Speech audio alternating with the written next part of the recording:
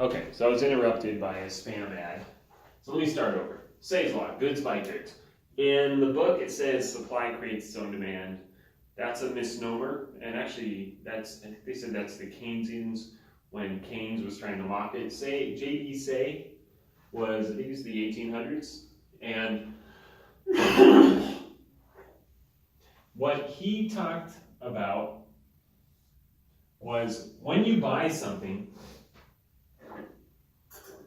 sorry, excuse me. When you buy something with money, you're not actually buying it with money, really. Money is an indirect way in which you purchase goods with goods. So, in a simple economy with no money, you have barter. But bartering is very inefficient. You have the double coincidence of wants, and that's the problem where if you're going to barter, let's say I have car repair skills and my neighbor is a walnut farmer, right? He's got a walnut orchard. I want walnuts. He wants his car repaired, his machines. We could exchange that way, but what if I don't like walnuts? Right? What if I'm insane and I don't like walnuts? Obviously something wrong with me, but maybe I like something, pecans or something like that. And I don't want walnuts, so if we trade, I'm going to have to take the walnuts and find something that I do like, or he's going to have to take his walnuts and exchange them for pecans, and then he'll take the pecans and exchange them with me for his tractor repair, or maybe he doesn't need tractor repair, but I need walnuts. And so, this is the double coincidence of wants, where if you're going to barter, you have to have exactly what the other person wants, and vice versa, and that's a problem. And so that's why we have money. Money is a medium, not median. Median is the middle. Doesn't make sense, right? But medium. So it's the Long Island medium of exchange. And what that means, it's just a go-between. So in reality, what you do is you produce goods or services. Back during his time, it was mostly goods, not a lot of services. And what you would do is you would take those and you would exchange them for money, which then was gold and silver. Although there was, paper notes that were backed by gold and silver. But then you would take that, so you produce a good, supply side economics. Everything begins with supply. This is why everything begins with supply, because before you can go out and demand, you must first supply. Right? So you produce a good, that good is exchanged for currency. In the US, we have the dollar, and then those dollars are exchanged for other goods, right? And you can, goods or services, whatever. But that's the basis of Say's law. And there's an article in the modules that kind of explains this in a more historical context, and you can read it through that. But again, if you think about when you're born, I talked a little about this in the other video, but if you're born, you're not born with anything. You come out into the world with nothing, right? No clothes, no anything. You have economic bads, the slime that's all over you, and they have to clean that up, right? So you come into the world demanding. In fact, I read, and this totally makes sense, but I know about 90% of your healthcare dollars are going to be spent in your last year of life, and guess when a majority of the other remaining healthcare dollars are spent? First year of life, right?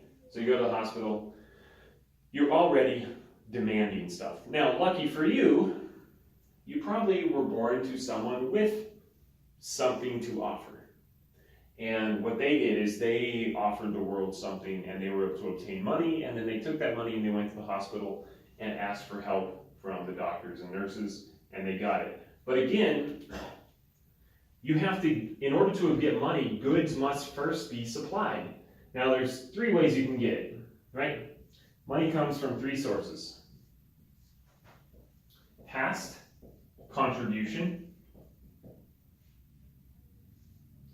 present contribution, that is past contribution to society, present contribution to society, or guess what else, of course, future contribution to society.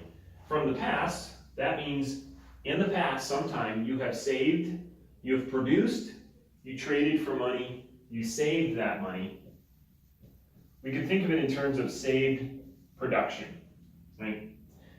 Present, money that you earn today, is money that you are producing goods and services today, right? So you think a present contribution is today, I have a job, I'm contributing to society, society is returning money, in which case I can take that money and go back to society and demand goods and services with it, right? Again, using the economic term of demand. And in the future, well, if you think about the future, what is that? We have save, money that I've saved, money that I earn today,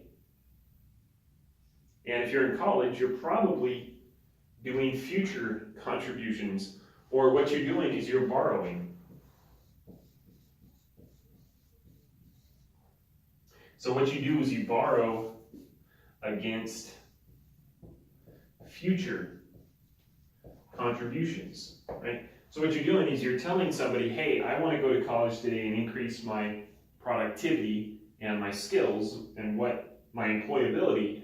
And if you help me, you give me $100 of goods and services today, I promise I will, in the future, be able to produce, I'll be more effective in producing goods and services. And in the future, I'll produce $110 or $120 or something like that, and I will give those goods and services to you. And the idea here is that today I could produce $100 worth of goods today, but if I increase my skills, in the future I can produce $150 worth of skills, and that $50 difference, I'm willing to give you maybe 20 of them or 30 of them or something, so that way we're both better off, right? I can produce 100 today, you can produce 100 today, but if you lend me something, then I will be more productive and we will both be better off in the future. Let's think of two people, or let's think of one person on an island, right? So here he is, he's on an island, and he can catch one fish a day, right? But what he does is, one day he catches it with his bare hands and he consumes it. And so, say we have two people. So we've got person A and person B. And they're both out there, they're catching one fish and they're consuming it every day. They're consumption, right? So this is kind of a good introduction to like capital theory almost. And the next day, they go out and they produce two fish. This is related, this is not exactly, but I do like this story. So person A says, you know what? Person B, if you help me out, so what we'll do is we'll work really hard and we will catch that one fish, and maybe we'll catch two fish today, and either person A can catch two fish and he'll save one, he'll consume one today and he'll save the other for tomorrow, and tomorrow instead of catching fish he's going to be building capital, right? We call it K. Or he can go to person B, and maybe person B has some excess fish. He can say, hey, would you lend me one fish today, and I'm going to take that and I'm going to build up my capital, my productivity by making a net. Or maybe instead of my bare hands, I'm going to go cut down the tree and fashion myself a fishing pole or maybe a fishing spear or something like that. But what he has to do is he has to borrow what somebody else has today with the promise of giving him, says, hey, can I borrow a fish? Because I don't want to work, I don't want to catch fish today, I want to work on my capital production, right? So he's borrowing against his own future production. He says, look, if I build this fishing net or the spear or whatever, I can be much more productive in catching fish in the future. And if you lend me one fish, I will give you two fish tomorrow when I'm done. Because I'll be much more productive. And so with this net, this fishing spear, I can catch two fish a day instead of just one, right? And then, or The other thing, if you're on a desert island, what I can do is I can take that spear and I can start catching 2 fish, and maybe I could start saving them somehow, right? Preserving them.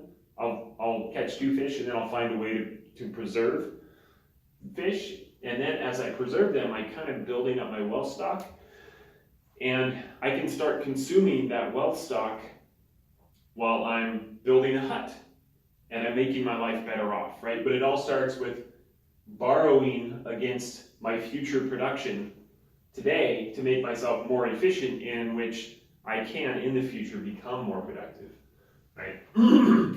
So, but this is my method I like to show in terms of goods by goods. Every good that you consume comes from the past, present, and future, right? So this is a way that you can, that's your future consumption example. But again, if I'm going to consume a good today, I have to consume that good through the money that I have, or somebody, maybe my parents or my friend, somebody is saved, right? So I have saved, and I am consuming that. Or with somebody else, if I'm going to consume in the future, somebody else must have produced and saved in the past in order that they can give me today, and I can return to them in the future, right? And so this is where all goods come from. Past, present, future. All consumption come from the production of goods and services for society in the past, which are saved and consumed today. They are produced today and consumed today, or they have the promise of being produced in the future, but consumed today. So that is, I'm consuming somebody else's past goods that they've produced with the promise that I will produce in the future, and I will return to them their goods. So that's Say's law, and that's kind of supply side economics, is that everything begins with supply. Without supply, you don't have demand. And again, I go back to the Gilligan's Island. You have the Howells with their hundreds of millions of dollars in the trunk, lots and lots and lots of pent-up demand, but nobody cares, right? There's just no supply to meet that demand. Now, Say's law, the idea that if supply creates demand, that is, if you produce goods, other people, that these are goods that are desirable and valuable some way, that somebody will actually like them, right? You can't produce so there's a great econ talk, I think you probably watched it, but the solar powered submarine, right? So something like that is a stupid invention and it doesn't work, right? So nobody's gonna buy that. And so when we're producing goods, you have to produce something that somebody will want. And if you produce something that somebody will want, they will find they want it, so they're going to produce something in order to get that good, right? On the other hand, if you just think in terms of money, if you just produce a bunch of money, people are not going to care, because you can't do anything with money, right? Nobody lives for the purpose of collecting money in and of itself, right? People live and people work so that they can get money, so that money can buy them things. Right? There is no Scrooge McDuck that just lives for the purpose of getting money. People live for the purpose of getting money so that money can buy them things. Because money is not money itself, but money buys. So money can't buy happiness, but money can buy you things that make you happier, right? That's what they say. So that money can make you more comfortable. Money can make your life better. People don't want to be rich because they want to swim in their money, like Scrooge McDuck. They want to be wealthy so that they can live well. They can buy things. Here I've got the EOS, and if I got wealthy somehow, I would take my family and a bunch of people to EOS. I wouldn't, if I won $1 million, I wouldn't just get $1 million in cash and throw it and swim in it or something like that. I would use it. I would buy things with it. My wife would spend it, right? On a house. She wants to get a house. So, yeah. So that's, I think, a supply side economic model, or not a model, but a little presentation I get. So I like that. Hopefully that's a good explanation of Say's law and supply side economics, and you enjoyed it. So, thanks. Ellas. Grisa.